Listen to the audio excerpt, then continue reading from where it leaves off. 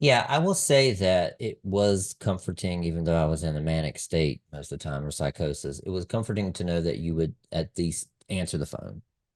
Yes. And toward the end, of course, you couldn't do anything else. And you were in, where were you? Barbados or some exotic where? Punta Cana, the Dominican Republic. Okay. And I remember looking at my phone and looking over at my daughter who had just graduated college, and that was like her like graduation gift. And just for a split second thinking, I can't do this today. I just can't. But I did. You did it. But Yeah. I did. And Yeah. so I don't know what kind of advice to give for somebody for that because honestly, I probably shouldn't have. Yeah. Or did I have? I still don't know. Did I do the right thing in answering the phone? I still don't know. Well, I don't know there's a right or wrong there. I think it would have been wrong if you wired me money, you know. Uh, right. I recall throwing myself on the ground in the parking lot. Just throwing myself and just like for a moment, I just didn't know where to go, what to do, had no gas, no money, you know, had to Yeah. resort to other things. Um, Right. but anyway, how do you think this experience has affected your everyday life, if at all, or relationships or worldview, anything like that? Well, it's opened me up in a lot of ways and it's kind of closed me off in some. It's definitely made me kind of throw off this whole, Alice in Wonderland persona that, oh, that just happens there or this just happens there. That's not really going to affect my family. My family has addiction, yes, but they drink or they smoke or, they smoke weed and they're still okay. No, that whole kind of like Pollyanna thing is pretty much gone, and it can affect anyone at any time. Mm, And it sounds like an after school special, but it takes the right person and one time, and then that person is gone down a rabbit hole for a while, yeah, and that's scary. yeah, And it's scary to think about that it could be anybody, but it's made me more aware of the absolute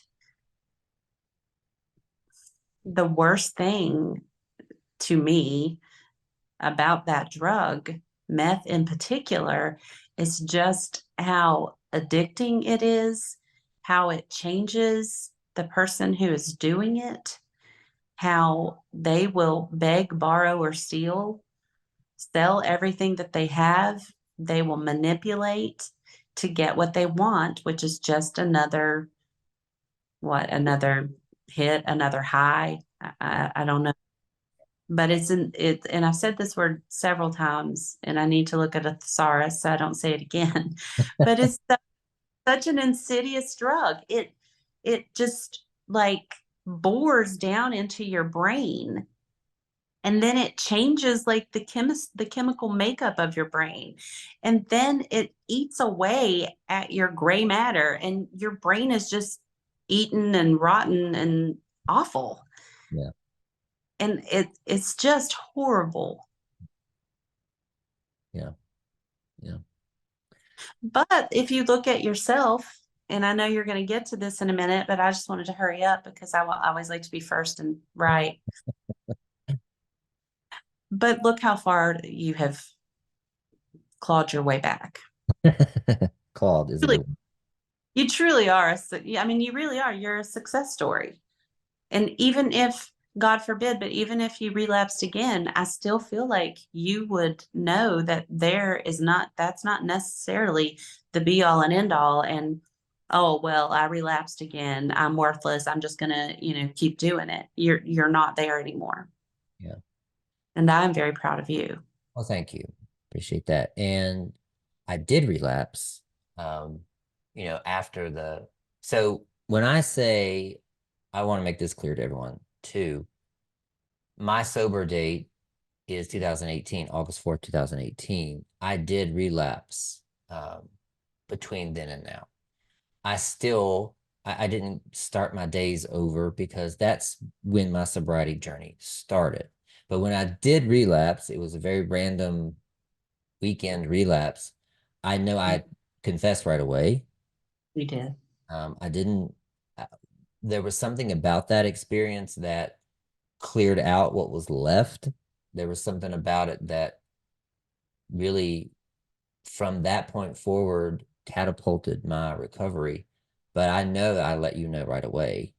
You And did. this was very different too, right?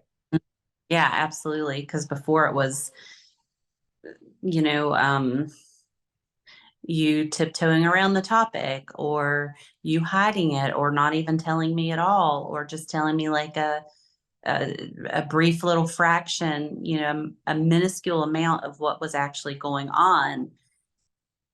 And again, it's to hide and to cover up and to manipulate. So, yes. And to turn on you, like you've mentioned that several times, but really to turn on the people who care for me the most. And I was most loyal to the people who didn't have my best interest in mind at all. Right. These guys that I run around with. Mm-hmm. I That's re right. Yeah, I remember trying to throw it in your face when one of the guys, so we would steal, or I would steal things and bring them out to the car and they would sell them on Marketplace, right? And I had stolen this expensive vacuum cleaner.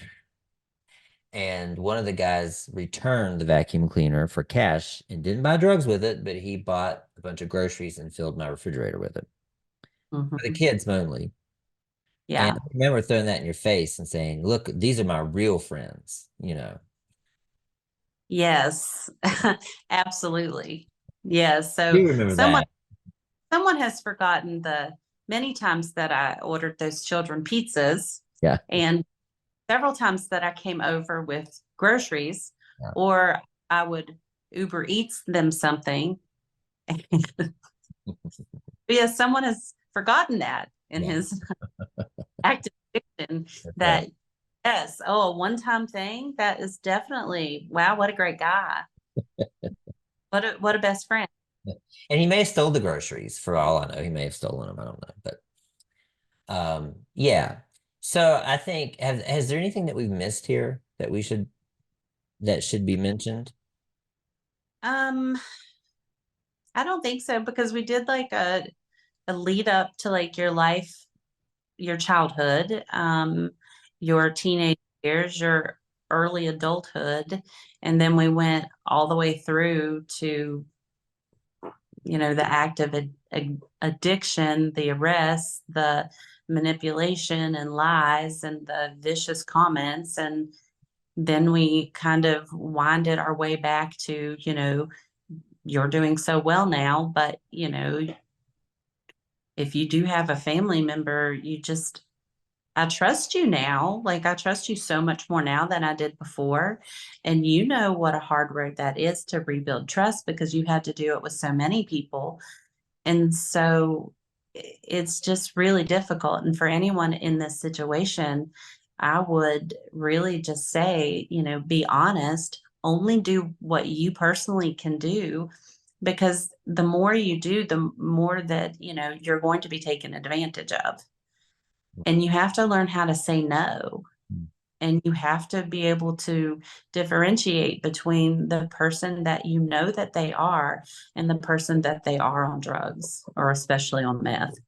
Yeah. Yeah. And I think it's important to note that through all of it, we repaired the Mm-hmm. relationship. And like you said, you trust me now. We're in a much different, I would say, much different and better place. Mm-hmm. Yeah. I think the situation for me, drew us much closer. Mm-hmm. I think, I hope you tell me, but I think it humbled me as well in terms of, I may have had this, I do no wrong kind of, my life is this or that. And then suddenly I'm a homeless meth addict. I think it humbled me as well and helped me see that I'm just like everybody else. Yes, I would agree with that. I would agree with everything. Yay. Much better place. I think that we are stronger than we were before. You know, you can have all of the childhood memories, you can have early adult memories with you and your family member.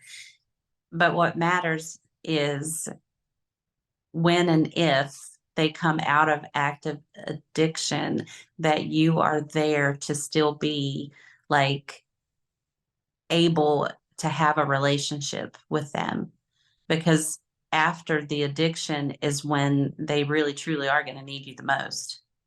Yeah. Yeah. And if you are not able to put those two things into perspective, then it's going to be more difficult for you to have a relationship for them, and it's going to be more difficult for them to confide into you if they think they're being judged, or if they think they're being, whatever. Yeah. Because I know that's What? that's about me several times. Okay, Miss Judgy Judge Judge. Right. I wasn't judging anything. I was just like, is everything okay? Where are the kids? What's going on? Filling my information over Wi-Fi. How does this happen? So, for anyone out there who's struggling with this, just be open to having a relationship with that person again, Yeah. because that's what's going to matter. It's not that it doesn't matter what they did when they were addicted, but that wasn't them. Mhm. Yeah. And the same person as they were before they were addicted. That's not going to happen. You have to be able to forge something new. Mm. It's a good point. That's great. It's a good point. And one thing that you have not done is bring those things back up. You know, like Hmm. on the sobriety journey, you haven't reminded me. Like I said, we haven't really we haven't had this conversation. Um, Right. you haven't reminded me of how ugly I was. You haven't reminded me of all the money you spent on me. There's a lot of things you just you showed compassion and empathy and forgiveness and you let it go. And it wasn't, I never felt like I needed to make up for anything or that there Hmm. was any guilt or shame being held over me. And I think that's important too. Well, thank you for telling me that, because I do appreciate that, because I never wanted to like throw something up in your face, or, feel like I was holier than thou or anything like that. I was just so happy to have you back. Yeah. Yeah. Yeah. New and improved. Yeah. New and improved. And you too. Yes, thank you.